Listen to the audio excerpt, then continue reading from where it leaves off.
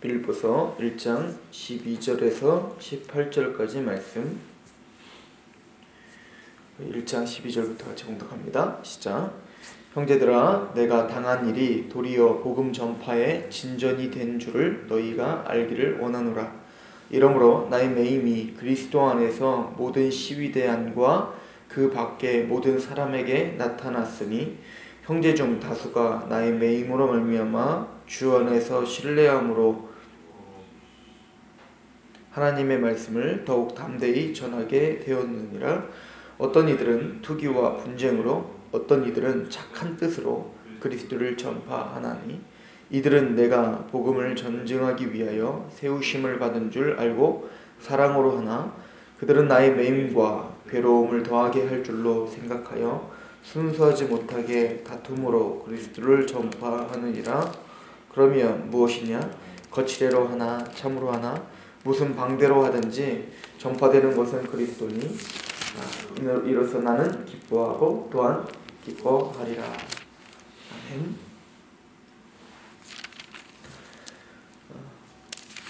사도 바울이 오늘 본문에 나는 기뻐하고 기뻐하리라 라고 고백을 합니다. 오늘 우리의 삶에 하나님이 주시는 그 기쁨과 그 충만함과 만족함이 있길 소망합니다. 사도 바울은 상황이 별로 좋지 않죠. 사도 바울은 지금 빌립보 감옥에 갇혀 있습니다. 이 감옥에는 많은 죄수들과 죄인 취급을 당하며 사도 바울은 갇혀 있는 것입니다. 그런데 사도 바울이 깨달은 점이 하나 있어요. 자기의 몸이 착고에 매였지만 하나님의 섭리와 하나님의 복음은 매이지 않는 것을 보게 됩니다. 어거스틴이라고 하는 위대한 신학자가 있어요. 그 신학자는 하나님의 도성이라고 하는 책을 썼습니다. 그 하나님의 도성이라고 하는 책의 그 내용은, 즉 보여지고 있는 이 세상, 이 도성이 하나님의 것이 아니다. 하나님은 보이지 않는 곳에서 통치자로서 우리를 지금도 인도하고 지금도 통치하고 있다는 겁니다. 그 당시에 로마 제국은 별로 그렇게 좋지 않은 시기였습니다. 로마 제국은 쇠퇴의 길을 걸어갔고 로마 제국은 멸망의 길을 걸어가고 있었을 때였어요. 그래서 많은 신학자들과 또 많은 정치가들은 걱정을 했어요. 이 로마가 끝이 난다면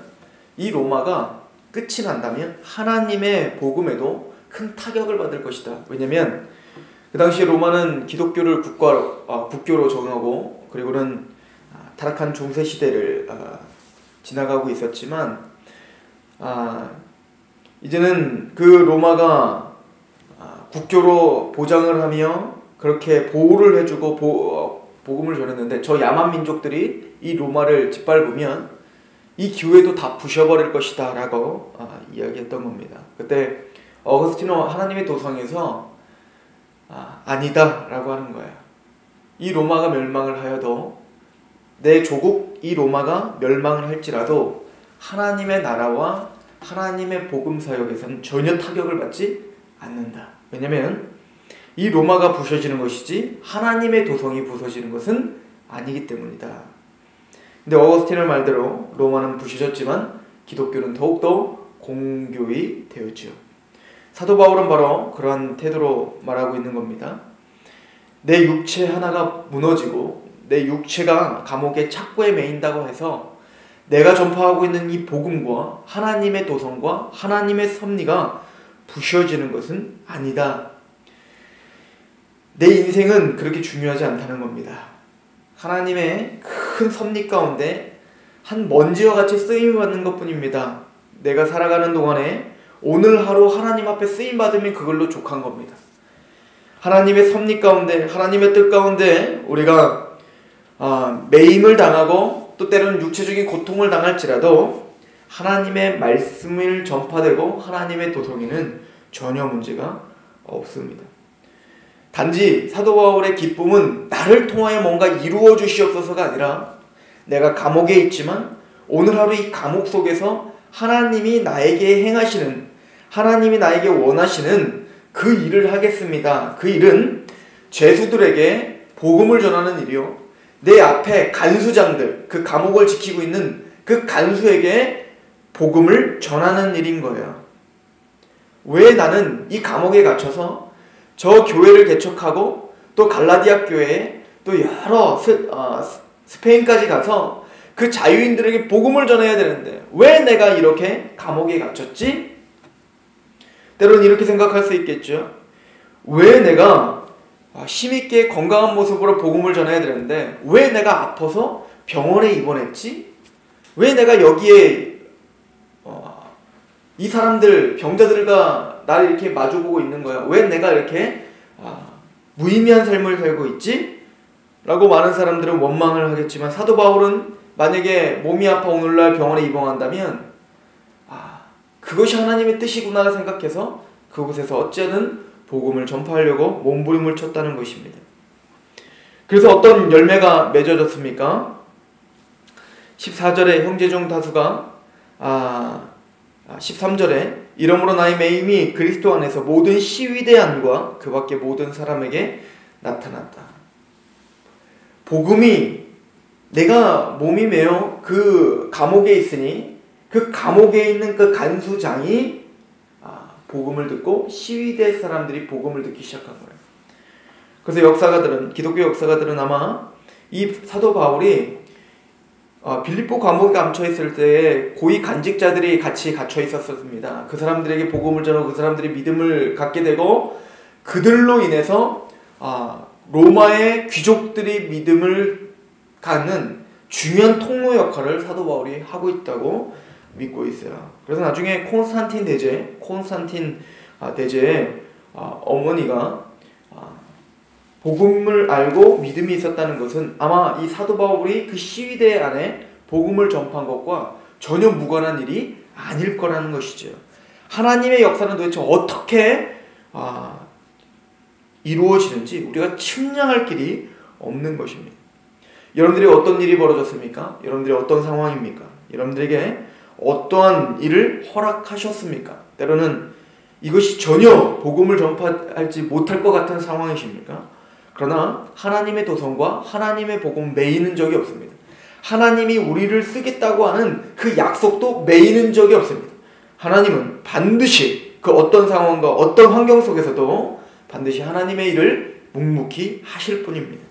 또한 우리가 사도 바울을 통해서 배워야 될 것은 사도 바울은 감옥 안에서 자기를 통하여 시위대 사람들이 복음이 전파되는 것을 보며 기뻐하지만 또 하나는 밖에서 두 종류의 복음 전파자들이 있는 것을 통해서 봅니다. 첫 번째는 사도 바울을 도와주기 위하여 사도 바울과 함께하기 위하여 힘있게 사도 바울의 복음을 전파하고 있는 자들입니다. 우리 사도가 저렇게 복음의 매임을 가졌으니 위축되는 게 아니에요. 나도 잡혀갈까? 라고 위축되는 게 아니라 더더욱 열심으로 같이 고난에 참여하기 위하여 나도 잡아가십시오 라고 하는 태도로 복음을 힘있게 전파하는 사람들이 있었습니다. 그 사람들을 통해서 사도 바울은 도전이 되고 기쁘고 행복했겠죠.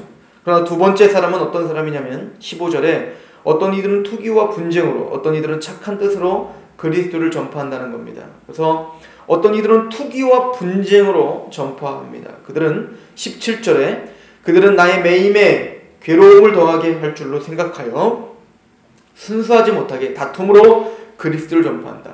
뭔가 복음을 전파하는 데 있어서도 사도 바울보다 내가 낫다라고 하는 것을 증명하기 위해서 복음을 전파하는 사람들이 있었나 봅니다. 사도 바울은 천적들이 많았죠. 사도 바울은 끊임없이 사도 바울 그 교회 안에서도 사도 바울을 공격하는 사람들이 많이 있었는데 그 사람들은 사도 바울을 공격하면서 봤느냐? 저는 거짓 사도다. 내가 진짜 복음을 전파자다. 내가 전하는 것이 진짜다 라고 하면서 예수 그리스도를 전파하는 그런 사람들도 있었을 것입니다.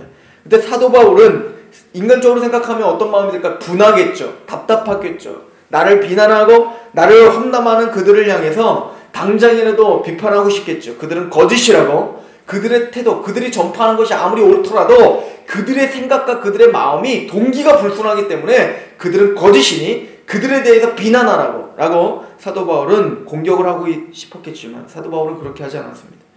이렇게 전하나 저렇게 전하나 나를 비난하며 전하나 어떻게 전하나 그들은 복음을 전하고 있으니 나는 기쁘다.